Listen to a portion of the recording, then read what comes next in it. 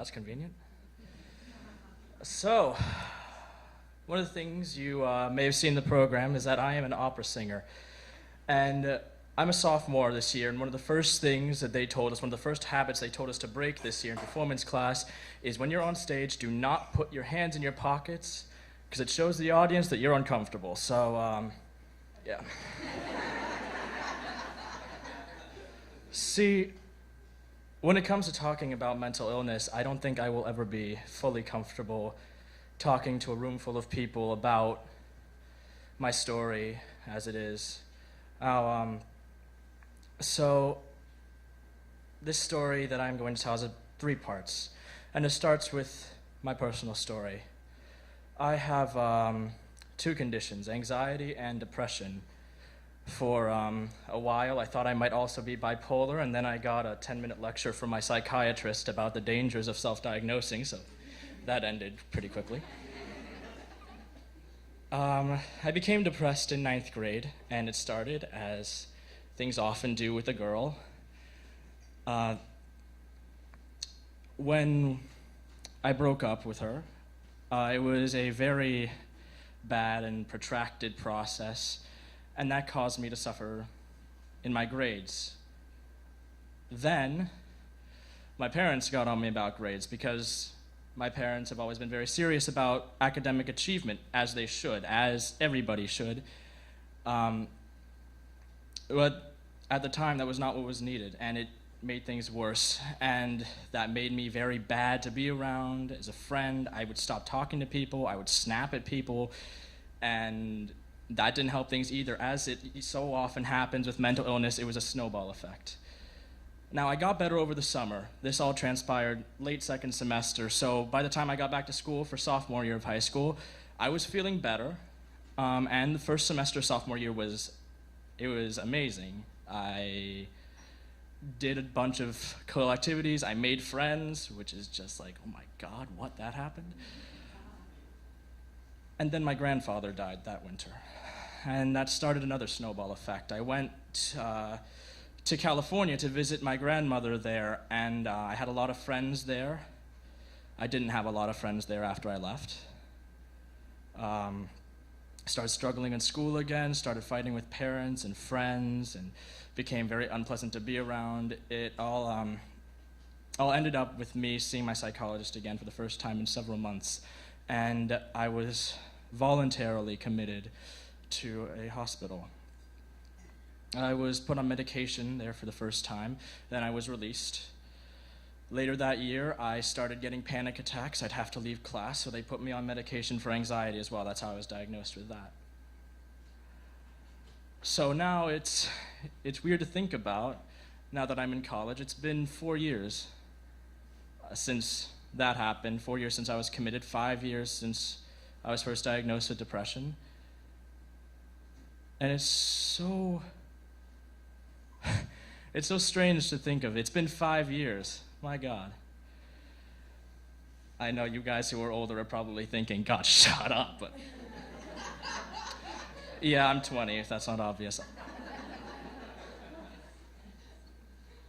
But yes, thinking that way, and thinking that how lucky I am, how fortunate I am, because going through those things, I had a lot of things that many people around this country who go through what I do and what the people who have spoken today do not have, and that's information, resources, and most importantly, support. And that's the segue to the second part of my story, which is the importance of that support, because I had friends in high school, I know, surprising, try not to die of shock. I did have friends in high school. Several of them were very clearly suffering the way that I was, from depression, anxiety. I went to a very high-pressure school. It was bound to happen. And the strange thing was that these friends wouldn't talk about it with anyone who could actually do something about it. They'd say, I'm feeling this way, it's really bad, it's getting worse. And I just tell them, go talk to a psychologist. Hell, there's a school counselor right down the hallway, go talk to them. And they couldn't. And why was because their parents didn't believe in mental illness. Your parents are the two most important people in your life when you're a child. I know a lot of people have problems accepting that when they're teenagers, but it's true. And those two people not believing that you're going through mental illness has got to be the worst struggle I can imagine, because my parents, I fought with them a lot when I was in high school. I cannot imagine like a full month going by without having a fight with my parents. But one thing I never had to fight with them about was my condition, because they knew when I was diagnosed things would change and that they'd have to change, and they did. They made the effort, they read the books, they talked to the counselors, they understood. And I am eternally grateful for that, because so many people do not get that lucky. Because all throughout America, there are still parents like that. Still people, period, like that, who believe that mental illness doesn't exist, that it's a myth, that it's something their kids make up when they don't want to get out of bed. And third part of the story, I was a junior in high school. I just moved away from that high-pressure school to one where I could relax a bit more, follow my passion, which was music, which I was starting to realize was my thing. That spring semester, a kid, a sophomore, he committed suicide. I didn't know him personally, which I guess you could say that was lucky on my part. And then a week later, another kid committed suicide. Not same grade, my same grade. I didn't know him either. I was one of the very few people in the school who was not personally affected, because I didn't know either of the kids who committed suicide. I'd only gone there for a couple months at that point. But that event left an impact on me, and it's not because of those two kids.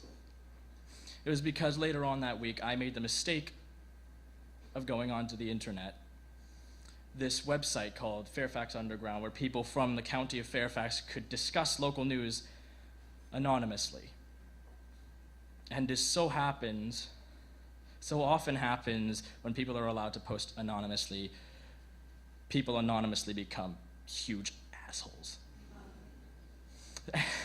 I've done my very best to forget what was written, but I remember the basic gist about the posts that were made. They all said something along the lines of, "It's natural selection at work." You've probably heard those kinds of stories before. Maybe you've experienced them. I really hope you haven't, because it sucks. Because I'm sitting there as a kid. At this point, it had been maybe a year since I'd been committed, maybe less. I was still on all kinds of medications. I was still going through that struggle every morning of going, should I get out of bed? Is there something worth living for? God, am I going to make it to high school graduation? And I'm sitting there reading those comments.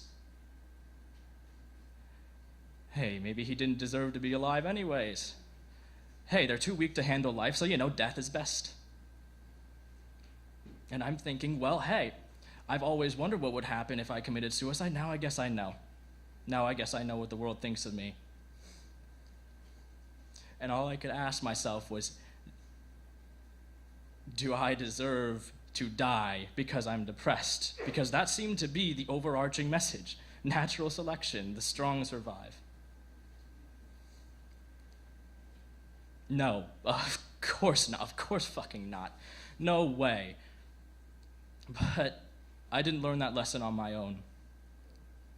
I had a psychologist, I had a psychiatrist, I had medication that helped me learn that lesson. But more importantly, I had my parents, I had my sister, I had my friends, I had all those who I loved and who I cared about. They taught me that lesson. And every year, thousands of Americans die because nobody does teach them that lesson. 41,000 in 2013, 44,000 in 2014. 2013 was the year I was committed. 2014 was another bad year for me. I could have so easily been one of those 85,000. If a friend hadn't walked into a room at some time, if my parents hadn't had a long-awaited talk with me at some point, if I hadn't had a certain conversation with my sister at some point, I wouldn't be here. I don't know where I would be. I'm agnostic. But thank God that one worked. The point is, I would not be here on stage without that, without those little moments.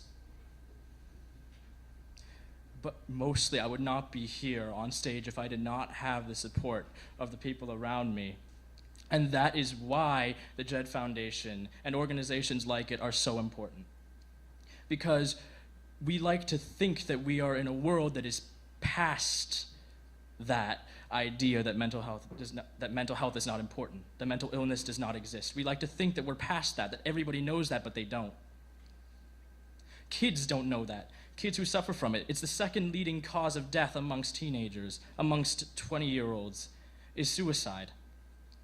They don't know that. And that's why the Jed Foundation's work is so important. And that's why it's so important that all of you are here, sitting here, because if you're here, that means that you've helped them do their work. You've given them money so that they can help create resources, so that they can help create information, so that people finally figure it out, that mental illness is real, that it is a problem that we need to address, and that when suicide rates hit a 30-year high, it is time to start thinking about what we can do. You have all come here today. You've all sat through this speech. You've sat through the speeches of everyone else. And I know that I, for one, want to thank you for that. I am certain that the people who have given their speeches here today, they're told their stories, want to thank you. And I know for a fact the Jed Foundation wants to thank you for that because they told me so. So I'm going to end my speech the same way that a lot of people have, by saying two words: thank you.